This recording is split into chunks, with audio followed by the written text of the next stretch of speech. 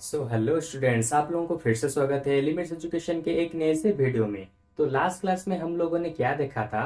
Class 8 के cubes and cube roots के chapter के क्यूब्स क्या होते हैं और कोई एक नंबर कैसे परफेक्ट क्यूब हो सकता है उसके बारे में हम लोगों ने लास्ट क्लास में डिस्कस कर लिया है।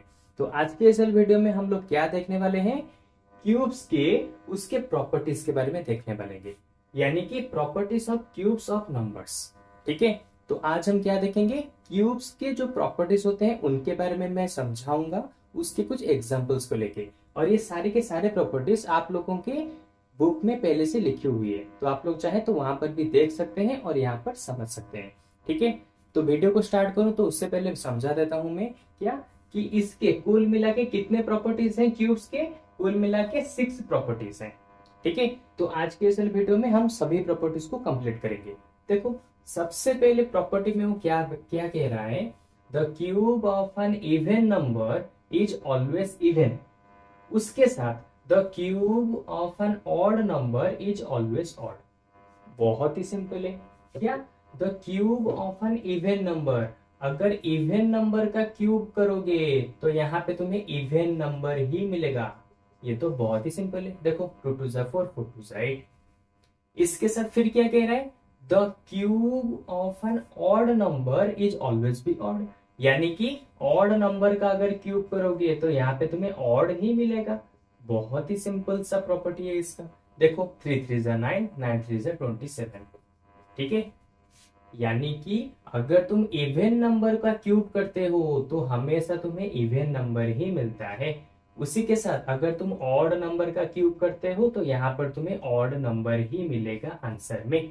तो पहला वाला प्रॉपर्टी ये चीज यहाँ पे हमें बता रहा है, जो कि मैंने यहाँ पे समझा दिया। अब नेक्स्ट वाला प्रॉपर्टी क्या कह रहा है? नेक्स्ट वाला प्रॉपर्टी कह रहा है the cube of an any multiple of 2 is divisible by 8। यानी कि अगर कोई एक ऐसा नंबर है, जैसे कि लेट्स सपोज 4। ठीक है, अगर ऐसा कोई नंबर है जो कि 2 का मल्टीपल है, 4 नहीं होगा 2 का मल्टीपल। अरे 2 का मल्टीपल यानी कि जो नंबर 2 के टेबल्स में आता होगा, जैसे कि 2 4 6 8 देन 10, उसके बाद 12, इन सभी नंबर्स को कहा जाता है 2 के मल्टीपल्स। ठीक है, तो ये कह रहा है अगर किसी नंबर का हम क्यूब करते हैं और वो वाला नंबर क्या होता है? क्यूब का एक मल्टीपल होता है, तो इसका मतलब इसका क्यूब करने के बाद जो आंसर निकलेगा, यानी कि 4 इंटू 4 इंटू 4 इक्वल टू 64। ठीक है, तो कोई अगर एक नंबर है जो कि 2 का मल्टीपल होगा तो उसका जब तुम क्यूब करोगे तो उसमें जो आंसर निकलेगा ना, वो 8 से डिविजिबल होगा। कैसे? देखो, 8 8 जा 64 नहीं आता। इतनी सी थी प्रॉपर्टी। ठीक है, इतनी सी प्रॉपर्टी थी जिसको मतलब कि बहुत ही आसानी से समझ सकते हो। यानी कि अगर कोई नंबर 2 का मल्टीपल है, जैसे कि 4 4 क्या है? 2 का मल्टीपल, तो उसका क्यूब करोगे जो आंसर तुम्हें मिलेगा वो वाला आंसर 8 से डिविजिबल होगा। बस इतनी सी बात यहाँ पे बोली गई है। सेम चीज उसके नेक्स्ट वाला प्रॉपर्टी में भी बोला गया है। क्या? The cube of any multiple of 3 is divisible by 27। यानी कि कोई एक ऐसा नंबर है जो कि 3 का मल्टीपल होगा। ठीक है, जैसे कि लेट सपोज मैं ले जाता हूं 3। ठीक है, 3 क्या होगा? 3 एक किसका मल्टीपल है? 3 एक मल्टीपल है हमारा 3 का। सिंपल। क्यों? 3 के टेबल में 3 नहीं आता। देखो, 3 उसके बाद 6 उसके बाद 9 उसके बाद 12, ये ऐसे चलता रहेगा। ठीक है, तो इस वाले प्रॉपर्टी में कह रहा है अगर कोई एक ऐसा नंबर है जो कि 3 का मल्टीपल्स में आ रहा है, देखो आ रहा है यहाँ पे, तो उसका जब तुम क्यूब करोगे तो यहाँ पे जो आंसर मिलेगा वो किसके साथ डिवाइड हो रहा होगा? इजीली 27 के साथ डिवाइड हो रहा होगा। अच्छा, देखते हैं ये वाला ट्रू है या फिर नहीं। 3 का क्यूब यानी कि 3 को 3 टाइम्स मल्टीप्लाई करो, 3 इंटू 3 इंटू 3, तो यहाँ पे आंसर कितना आ गया? यहाँ पे आंसर आ गया 27। अरे हाँ, देखो इसने प्रॉपर्टी में कहा था अगर कोई नंबर है जो कि 3 का मल्टीपल होगा, तो इसका मतलब उसका जो क्यूब करोगे ना, क्यूब करने के बाद जो आंसर यहाँ पे मिलेगा वो 27 से डिवाइड हो रहा होगा। देखो हूबहू डिवाइड हो ही रहा है। कितनी सिंपल सी बात है। तो इस तरह से हमारे पहले 3 प्रॉपर्टीज यहीं पे खत्म हो गए। तो चलो अब बाकी के 3 के बारे में देखते हैं। तो अच्छा अब देखो 4th नंबर वाले प्रॉपर्टी में क्या बता रहा है, the cube of a negative number is always B negative. यानी कि अगर तुम्हारे पास कोई नेगेटिव नंबर है और उसका तुम यहाँ पे क्यूब करते हो, ठीक है, जैसे कि मैं यहाँ पे -2 का क्यूब करता हूं, तो -2 का क्यूब कितना आ जाएगा, -2 इंटू -2 इंटू -2। तो यहाँ पे देखो आंसर कितना आएगा, माइनस इंटू माइनस तो प्लस, 2 इंटू 2 4, 4 इंटू -2, तो यहाँ पे आ जाएगा -8। यानी कि अगर तुम किसी नेगेटिव नंबर का क्यूब करते हो तो आंसर तुम्हें नेगेटिव में ही मिलेगा। ठीक है, एक और एग्जांपल लेते हैं, जैसे कि -3 का मैं क्यूब करता हूं, -3 का क्यूब करूंगा तो -3 इंटू -3 इंटू -3। ठीक है, पहले इन दोनों को मल्टीप्लाई करते हैं, जो आएगा इसके साथ करेंगे।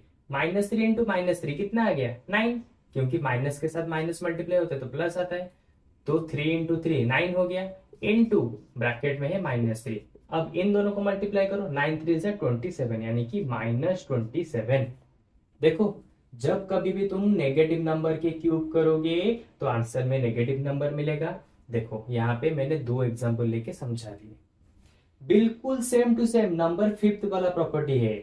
जैसे यहाँ पर बताया गया नेगेटिव नंबर का क्यूब करोगे तो तुम्हें नेगेटिव ही मिलेगा, उसी तरह से पॉजिटिव नंबर का क्यूब करोगे तो पॉजिटिव मिलेगा। जैसे यहाँ पे मैंने -2 का क्यूब किया था, नेगेटिव लिया था तो आंसर नेगेटिव निकला था। उसी तरह से मैं यहाँ पे +2 का क्यूब लूंगा तो मुझे पॉजिटिव मिलेगा, 2 इंटू 2 इंटू 2, यानी कि 2 2 जा 4, 4 2 जा 8। देखो पॉजिटिव मिल गया। एक और एग्जांपल लेते हैं, -3 यहाँ पे लिया था, यहाँ पे लेता हूँ +3। +3 का क्यूब करो, 3 इंटू 3 इंटू 3। देखो 3 3 जा 9, 9 3 जा 27। ठीक है, अगर नेगेटिव नंबर का क्यूब करोगे तो आंसर में नेगेटिव आएगा, अगर पॉजिटिव नंबर का क्यूब करोगे तो आंसर यहाँ पे पॉजिटिव ही आएगा। इन दोनों प्रॉपर्टीज में बस इतनी सी बात कही है उसने, जो कि बहुत ही सिंपल है। ठीक है, अच्छा अब देखो 6th वाला प्रॉपर्टी क्या कह रहा है। 6th वाला प्रॉपर्टी में बताऊं उससे पहले मैं यहाँ पे थोड़ा सा क्लियर अप कर देता हूं, क्योंकि यहाँ पे मुझे थोड़ी सी स्पेस की जरूरत पड़ेगी समझाने में। 6th वाला नंबर भी तुम पहले से जानते हो, अगर तुम पहले से हमारे स्क्वायर रूट्स के बारे में, यानी कि स्क्वायर एंड स्क्वायर रूट्स के वीडियोस को देख चुके हो, इसके पहले वाले चैप्टर का वीडियोस, तो इससे तुम इजीली समझ जाओगे। ठीक है, तो देखो इस वाले प्रॉपर्टी में क्या कह रहा है, नंबर 6th वाला यानी कि लास्ट वाला प्रॉपर्टी, इसमें क्या कह रहा है, the cube of a rational number is equal to the cube of its numerator divided by the denominator. यानी कि ये कह रहा है अगर तुम्हारे पास कोई एक रैशनल नंबर है, जैसे कि मैं लेता हूं रैशनल नंबर 2/3 को लेता हूं, ठीक है, अगर तुम्हारे पास कोई रैशनल नंबर है, ओके, तो उसका क्यूब करोगे आंसर जो आएगा 2 का होल क्यूब बाय 3 का होल क्यूब। इस तरह से करोगे भी आंसर सेम टू सेम आएगा। कैसे आएगा देखो, 2 का यहाँ पे देखो 2/3 का होल क्यूब करना है, तो इसका मतलब 2/3 इंटू 2/3 इंटू 2/3। देखो 2 2 जा 4, 4 2 जा 8, न्यूमरेटर में 8 आ गया, नीचे कितना आएगा 3 3 जा 9, 9 3 जा 27। देखो जब हमने होल का क्यूब लेके किया इतना आंसर आया। अब हम सेपरेट लेके करेंगे, यानी कि न्यूमरेटर का अलग से क्यूब, डिनोमिनेटर का अलग से क्यूब। अब देखो कितना आंसर आता है, 2 का होल क्यूब, तो कैसे करेंगे, 2 का क्यूब यानी कि 2 इंटू 2 इंटू 2, फिर 3 का होल क्यूब यानी कि 3 इंटू 3 इंटू 3। यहाँ पे कितना आ गया, 2 2 जा 4, 2 जा 8, 8 डिनोमिनेटर में आ गया, 3 3 जा 9, 3 जा 27। ठीक है, यानी कि यहाँ पे क्या हुआ, अगर तुम्हारा मतलब कि इस वाले प्रॉपर्टी में ये समझा रहे बहुत ही सिंपल से, अगर तुम्हारे पास कोई एक फ्रैक्शन दिया है उसका तुम्हें क्यूब को निकालना है, तो चाहो तो डायरेक्ट इस तरह से निकाल सकते हो, यानी कि फ्रैक्शन को अंदर जो नंबर है उसको उसी के साथ मल्टीप्लाई करते करते निकाल सकते हो, या फिर उसके क्यूब को सेपरेट करके भी इस तरह से अलग अलग निकाल सकते हो, जैसे मैंने यहाँ पे निकाला। और दोनों का आंसर हमेशा सेम होता है, हमेशा ही सेम रहेगा। इस पहले प्रॉपर्टी में उसने बस इतना ही कहा है, यानी कि सेम, यानी कि फ्रैक्शन का डायरेक्ट क्यूब करो या फिर फ्रैक्शन के अंदर के न्यूमरेटर का अलग से क्यूब, डिनोमिनेटर का अलग से क्यूब करो, दोनों का आंसर हमेशा सेम ही आता है, कभी अलग नहीं होगा। ओके, तो ये थे हमारे प्रॉपर्टीज हमारे क्यूब्स ऑफ नंबर्स के, जो कि बहुत ही छोटे छोटे थे, बहुत ही इजी थे। हाँ, स्क्वायर एंड स्क्वायर रूट्स में जो प्रॉपर्टीज थे उसमें थोड़ा सा डिफिकल्टीज थी और बहुत सारे, मतलब कि बहुत ज्यादा थे। डिफिकल्टी नहीं, मतलब कि थोड़े से कंफ्यूजिंग वाले थे। लेकिन क्यूब्स एंड क्यूब रूट्स में जो भी सारे प्रॉपर्टीज हैं बहुत ही सिंपल है, इजीली उसे तुम समझ सकते हो और इसे अप्लाई भी कर सकते हो। ठीक है, लेकिन फिर भी अगर तुम्हें अभी तक भी थोड़ा सा समझ में नहीं आया है तो मुझे तुम कमेंट सेक्शन में बता सकते हो कि कौन से वाला प्रॉपर्टी तुम्हें समझ में नहीं आया। मैं उसके ऊपर एक स्पेसिफिक से अलग से वीडियो बना दूंगा जिसकी मदद से तुम उसे समझ सकते हो। ओके, तो चलो आज के वीडियो में हमारा ये प्रॉपर्टी वाला कॉन्सेप्ट खत्म हुआ। अब मिलेंगे हमारे नेक्स्ट वाले वीडियो में न्यू कॉन्सेप्ट लेके। ठीक है, बाय बाय।